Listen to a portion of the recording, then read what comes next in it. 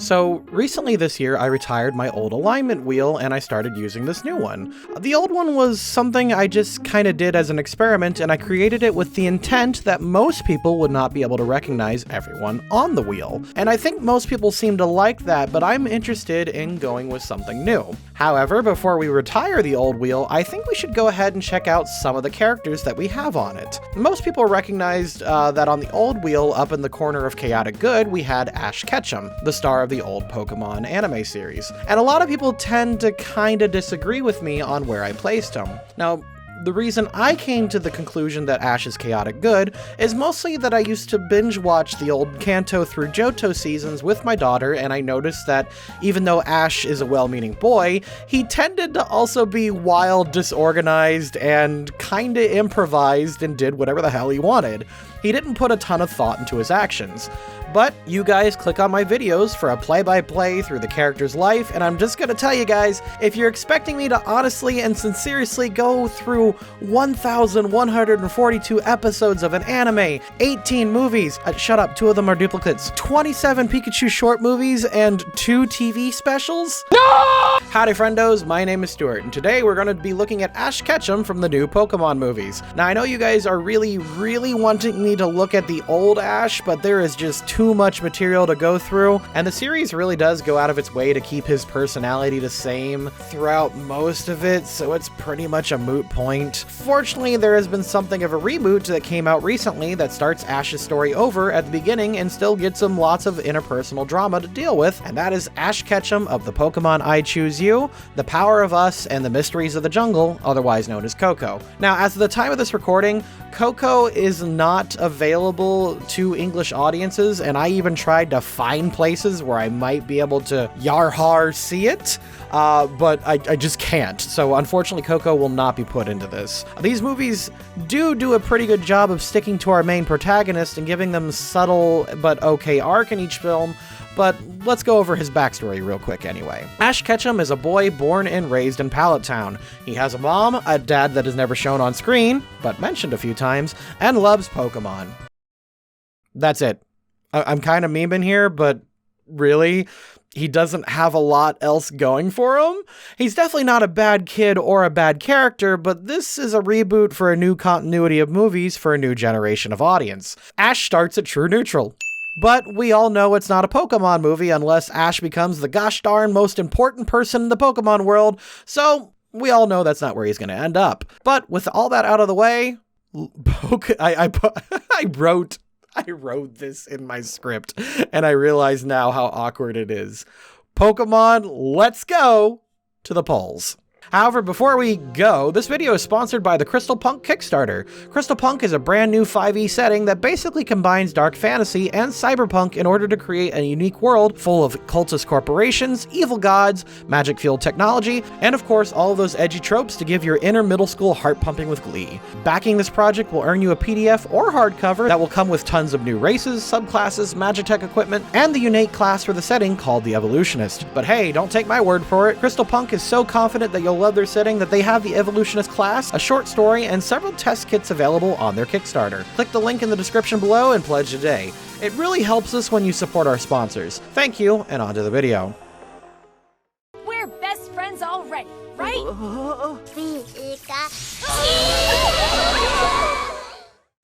Here we go. Alright, I choose you!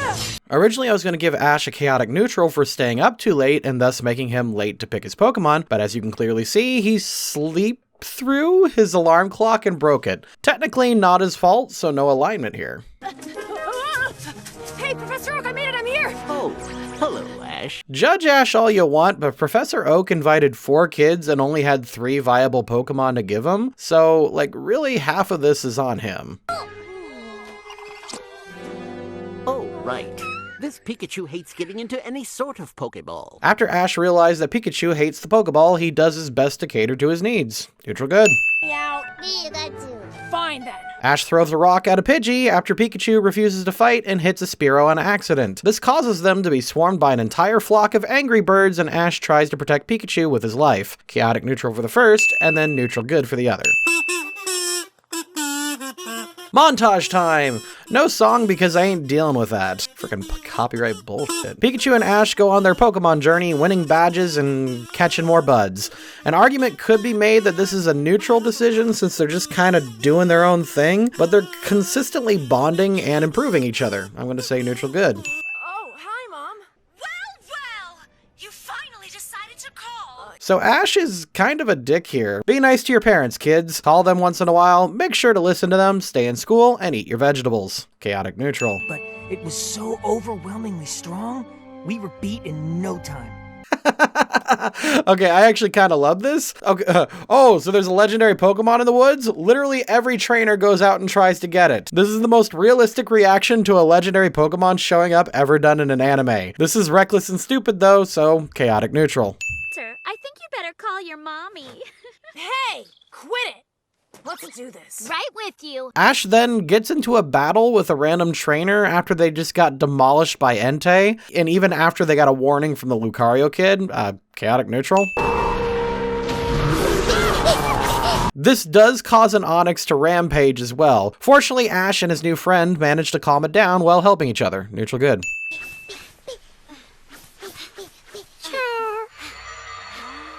Ash and new Misty, yeah, I know she has a name, but I never bothered to learn it, find a random Charmander in the woods. They learn that this was abandoned by this jerk of a trainer named Cross. They try to show him the error of his ways, but he just dismisses them. They then take Charmander to a cave shelter and get it healed up. Oh, and they share this cave with Entei, so neutral good.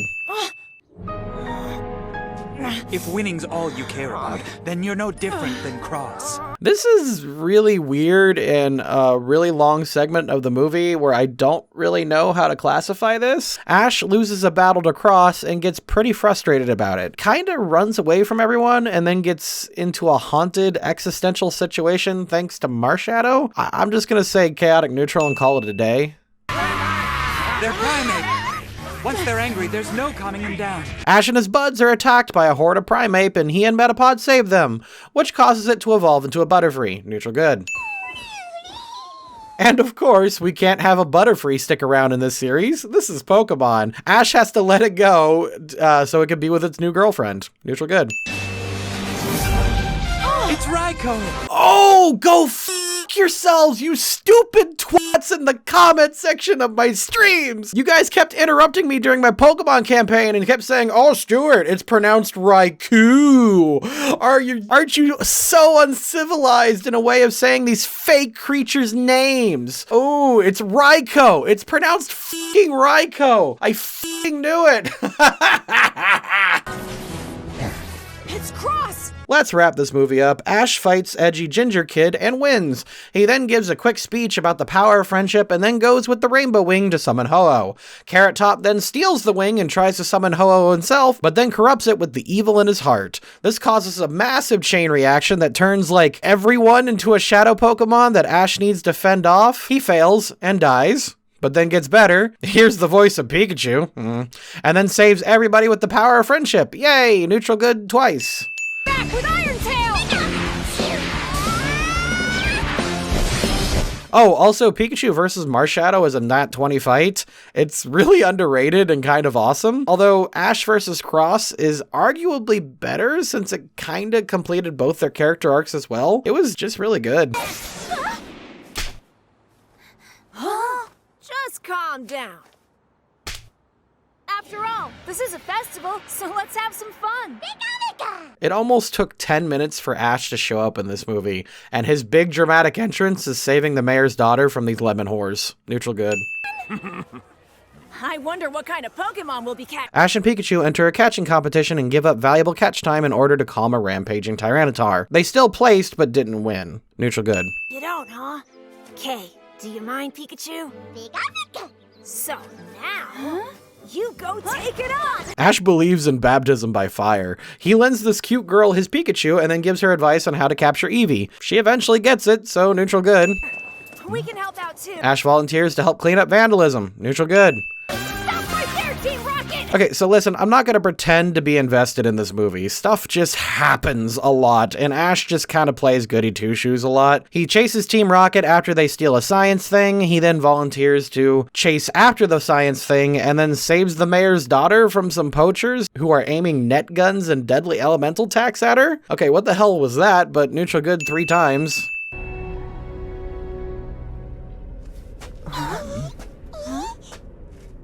Let's go. Watching won't help anything. So, what do you say we go and protect Fula City? I mean, yeah, that's pretty much the whole movie. Ash works together with the town people to stop the poison gas thing. Pretty standard Pokemon movie affair, to be honest. You know there are people who aren't so bad. Also, he then calms the rampaging Zeraora, who is then inspired to use the power of motion tweens to save the town.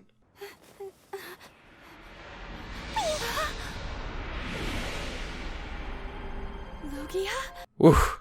You know, until this moment of the review process, I totally forgot Lugia was in this movie. Pikachu, I wonder what kind of Pokemon we'll meet next.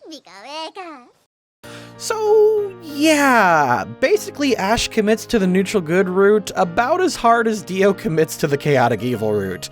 And there's nothing wrong with that, really. These new movies do a much better job as Pokemon films, I feel. Pokemon was always at its most interesting when it was a human drama in a magical world, and while I Choose You kinda turned Ash into the chosen one again, it didn't actually make the stakes super high. It was more of Ash's discovery of what it meant to be a Pokemon master. And not a battler. I really like the distinction that they made in this movie. Lots of people didn't like I Choose You, but I really did. Plus I love Marshadow, so I'm super biased there. The Power of Us tried to put a lot of focus into their characters, but there were just too many people. It's overstuffed with a lot of characters.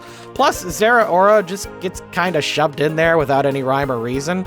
It's just not good. Oh, also, before you guys go, just letting you know that next week's video will be on Saturday and not Wednesday.